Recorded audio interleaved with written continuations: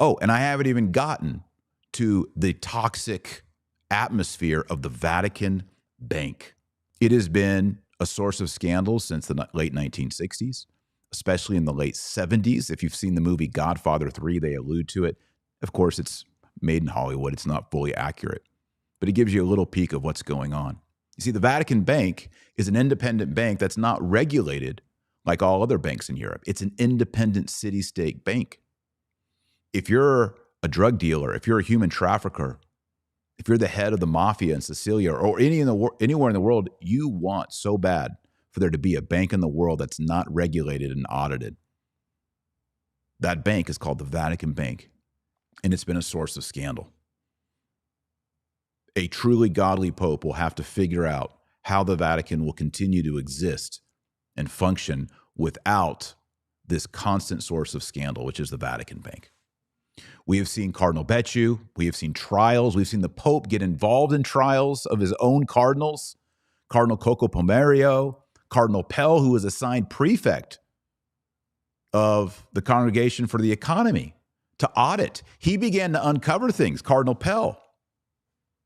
Right here, he's like, look at this, Holy Father. He started finding out things, and guess what happened? As soon as he started finding out things, he was slapped with an accusation that he himself molested a boy. He was actually sent to prison, I think, for 13 months. And then the court, after more evidence, overturned that and declared him innocent, and he got to walk.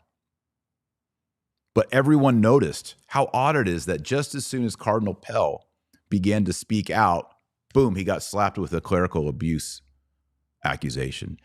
And then Pope Benedict XVI dies. We watched him grow old, to become frail. You can see him on the screen there, how much weight he lost. For a time there, he had sores on his face. He was not doing well. We knew the inevitable was coming. And sure enough, on December 31st, New Year's Eve, Pope Benedict XVI met his maker. He went to his eternal reward. And he was laid out inside the Vatican for lay people and dignitaries to come and pay their final respects and to pray for him. And what was sad about the whole thing, I haven't even talked about this much yet.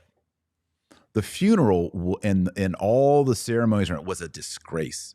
They put Pope Benedict's body not in a hearse, but in the back of a van.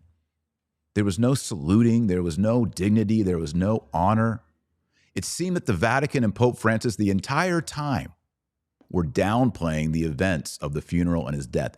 They just couldn't get him in the ground fast enough. You know, Italy, the nation of Italy, declared a day of mourning in honor of Pope Benedict. Guess what the Vatican city-state did? Nothing. In other words, if you were in Italy, the entire country of Italy had a day of mourning. But if you were inside Vatican City, there was no day of mourning. That right there is something the Vatican cannot hide anymore. It's disdain for Pope Benedict. It's disdain for traditional Catholics.